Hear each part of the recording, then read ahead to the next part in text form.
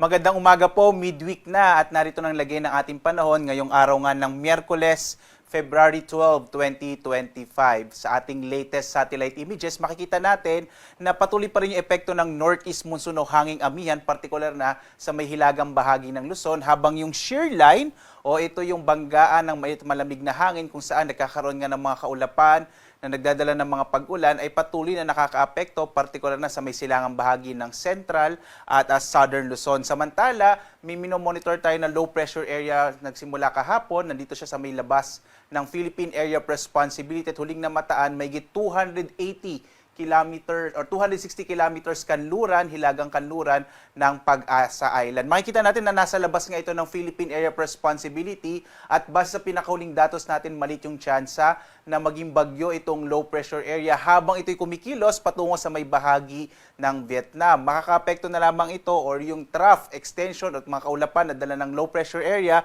ay nakakaapekto partikular na dito sa may katimugang bahagi ng Palawan. Samantala, malaki pa rin yung tsansa ng mga pag-ulan, partikular na sa may silangang bahagi ng Southern Luzon at Central Luzon dulot ng shear line, habang ang iba pang bahagi ng Luzon ay patuloy na makararanas ng mga isolated o pulong-pulong mahihinang pag-ulan. Dito naman sa Mindanao, makikita natin maraming kaulapan na dulot naman ng easterlies o yung hangin nagbumula sa karagatang Pasipiko, kaya medyo maulap ang kalangitan sa bahagi ng Mindanao na may mga kalat-kalat ng mga pag-ulan, pagkid at pagkulog. Tingnan natin dito sa may Luzon, makikita natin ang epekto pa rin ng shear line ay magdadala ng mga pag-ulan, partikular na sa Aurora, sa Quezon at sa Isabela. Muli, yung shear line nga natin ay may mga dalang kaulapan ng patuloy na magdadala ng mga pag-ulan, partikular na sa may silangang bahagi ng Central Luzon at Southern Luzon. Samantala naman, ang Cagayan Valley Region, labing bahagi ng Cagayan Valley Region at Cordillera makararanas ng mga mahihinang pag-ulan dahil sa epekto pa rin ng northeast monsoon o amihan. Samantalang yung Ilocos Region at iba pang bahagi ng Central Luzon, generally fair weather ngayong araw na may mga isolated light rains o mga pag-ambon na mararanasan. Samantala, sa Kamaynilaan at sa nalabing bahagi ng Southern Luzon, yung Calabarzon, Mimaropa at Bicol Region, makararanas naman ng isolated rain showers and thunderstorms. Significantly na mababawasan na po yung mga pag-ulan, partikular na sa bahagi ng Bicol Region ngayong araw. Agwat nga ng temperatura natin sa Lawag, 24 to 32 degrees Celsius. Sa Baguio, 15 to 24 degrees Celsius, habang sa Tuguegarao, 22 to 29 degrees Celsius. Sa Metro Manila, 24 to 31 degrees Celsius. Sa Tagaytay, 21 to 29 degrees Celsius, habang sa Legazpi, 24 to 31 degrees Celsius.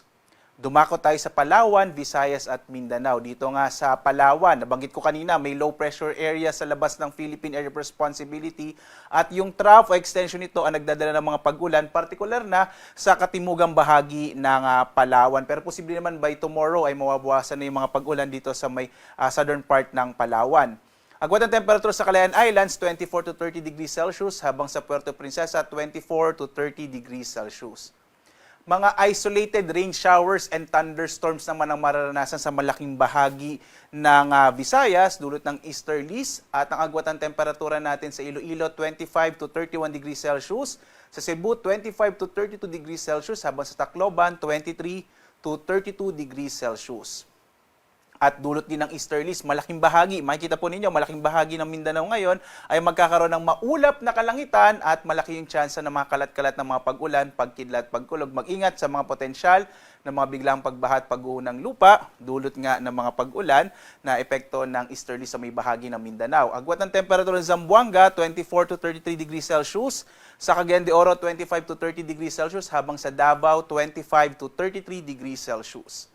At makikita nga natin, naglabas po ng weather advisory ang Pag-asa at pinapakita dito na may tsansa pa rin ng moderate to heavy o katamtaman hanggang sa kumisay malalakas sa mga pag-ulan. Ito ay epekto nga ng shear line kung saan may mga kaulapan na nagdadala ng mga pag-ulan sa Quezon Province at sa Aurora sa araw na ito. Pero nakikita naman natin by tomorrow significantly mababawasan na po yung mga pag-ulan sa may Aurora at Quezon. Pero mag-ingat pa rin sa potensyal ng mga flash floods o yung mga biglang pagbaha at landslide o pagguho ng lupa sa mga nabanggit na lugar dahil nga sa mga pag-ulan na dala ng shear line. Samantala, wala na po tayong nakataas na gale warning sa anumang bahagi ng ating bansa. Pero makikita natin, meron tayong inaasahan na katamtaman hanggang sa kung minsan ay maalong karagatan, partikular na sa may Hilaga at silangang baybayin ng Luzon. Mag-ingat po yung mga maliit na sakyang pandagat at maliliit na mga bangka. Gayun din kapag may mga thunderstorm na kung minsan nagpapalakas ng alon ng karagatan sa ating kapuluan. Mag-ingat po yung mga maliliit na bangka. At ang araw natin ay sisikat mamayang 6:21 na umaga at lulubog, ganap na 5:59 ng gabi. At muli po, wala tayong inaasahan na magiging bagyo. Yung low pressure area na nasa may labas ng Philippine Area of Responsibility ay lalayo na sa ating bansa. Kaya sa mga susunod na araw, mga isolated rain showers and thunderstorms ang ating mararanasan. At para sa iba pa nating update, sundan tayo sa ating iba't ibang mga social media platform sa X, Facebook at YouTube at sa ating website pag-asa.dosc.gov.ph. At live po na nagbibigay update mula dito sa Pag-asa Weather Forecasting Center. Every 5 a.m. na po tayo. Ako naman si Obet Badrina.